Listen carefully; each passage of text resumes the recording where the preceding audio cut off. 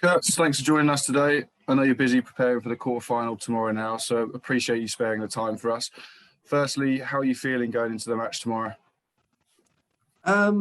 Obviously, it's excited really, because the reason you play in these competitions is to get to these moments. The reality is that they're not group games anymore. The reality is it's the knockout stages. So the reason we play in these tournaments, the reason we work as hard as we do, is to get to these moments and hopefully beyond. I think I'm right in saying that you arrived in Durham last night. Can you give us any insight into how the next couple of days look for you and the team? Yeah, so we've just got back from the training ground. So we went to the riverside, got ourselves grounded, got all the bags in, had a brief meeting, because obviously we've had guys at the 100 who have done brilliantly there. Obviously the Brave winning as well was a real bonus, but to sort of bring the group back together who haven't been really together for 4 or 5 weeks since the game at Kent, was really important, just to connect again and to remind ourselves what we've done well through this T20 tournament, but to understand that we should be excited. There should be some nerves, but it should prove to be a really exciting day and evening tomorrow night. Yeah, and we'll touch upon the team kind of coming back together. Obviously, with a lot of players away from the 100 shortly, but obviously it's your first season in charge as head coach of the T20 squad, and you kept up the trend by reaching our 4th consecutive quarter-final. How have you found your first season in charge as a T20 head coach? It's very different in that there is expectation. So, as you say, the last 3 years we have got to the quarter-final, so it's quite important with the side that we have and the profile that we want for us to get there. But equally, I also know that this team, it's a special team, and there's a real desire to go beyond the quarter-final stages and get to final stage. So it's been tough in many ways. I don't know if I've been naive, but we've had to deal with quite a lot, Sauls and I, actually, throughout the season. Whether it's been COVID, whether it's all the other little bits that off the pitch have challenged us. But on the pitch, it's quite nice to have a real target, a real focus, and the quarter-final gives you that focus. We're able to channel our energy into the cricket and to hopefully, provide a real performance tomorrow night. We've got to ask it. I bet you'd love to win the competition the first time of asking as a head coach, having already won it as a player back in 2009 as well. And that's what we're about. And, as I say, we've got a special group of players who, have got the opportunity to write the final chapter of this little story. So, whether the chapter runs for 1, 2 or 3 games, who knows? Hopefully the latter. And we've got some unfinished business, and I think it's important that, as I say, we don't put pressure on ourselves, but we are, quietly confident in delivering our skill, because the team that produces the best skill tomorrow will win. And I hope that will be Sussex.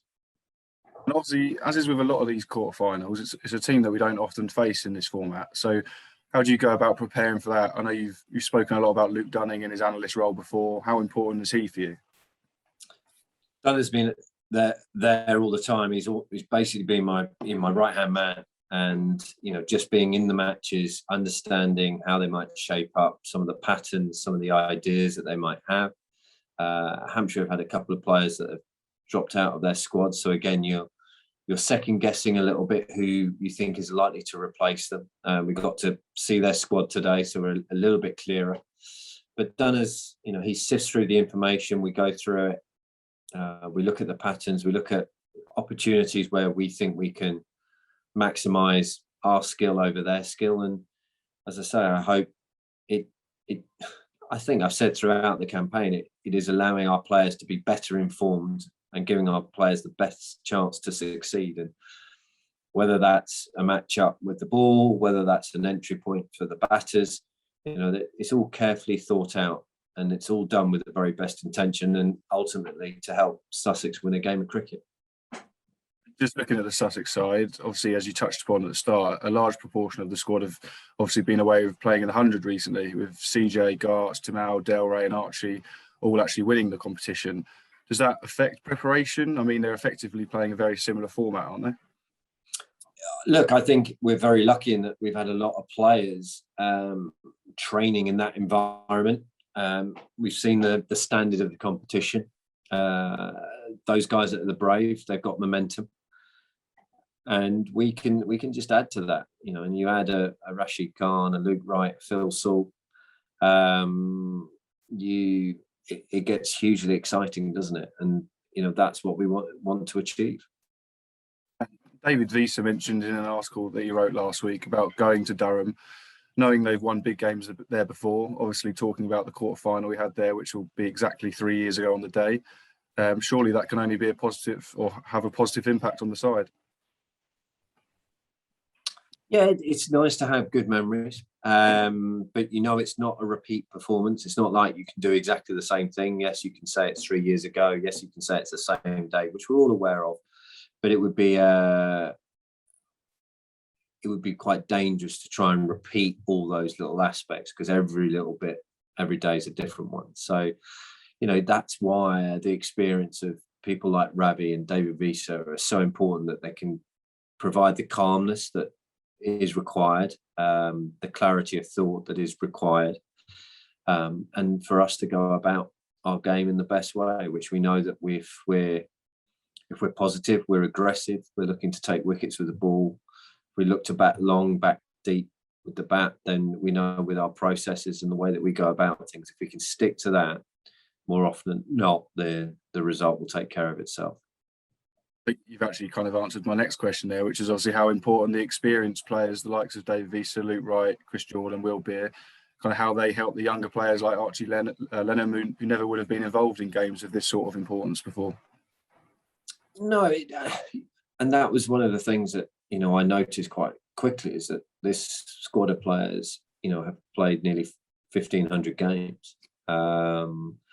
So yes, it's very important that they can help, but equally, Archie's had to deal with quite a lot already this year, so dealing with all sorts of pressures. So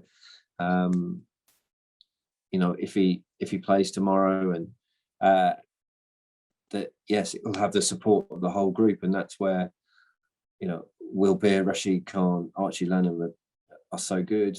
If Ollie Carter or Harrison Ward, if they get opportunity, that they are amongst an incredibly experienced side. So we believe that we got the right balance of squad, and Righty and I will look to put the best 11 we think out on the day, that will, as I say, give us the best chance. But knowing that in the back of our minds, we've got the confidence of experience that allows, hopefully, the clarity of thought that again allows the execution of skill, which will hopefully deliver all the right things on the day.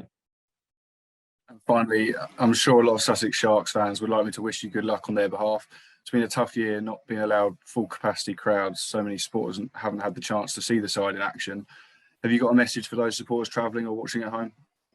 Oh, we're hugely grateful. We are very aware of the swell and the support that we've got back from the members, and we do hugely appreciate it. And I think one of the things that we've got in the back of the mind is we do want to give these guys a day out, and that's why I say, the importance of getting to finals day is there. We've got to have perspective. We're talking with Rash about some of the experiences that he's having back home, and equally Will Beer recently becoming a father for the first time. So there is perspective, but we are aware that we'd love to give the supporters a day out, and we will do our very best tomorrow and do that.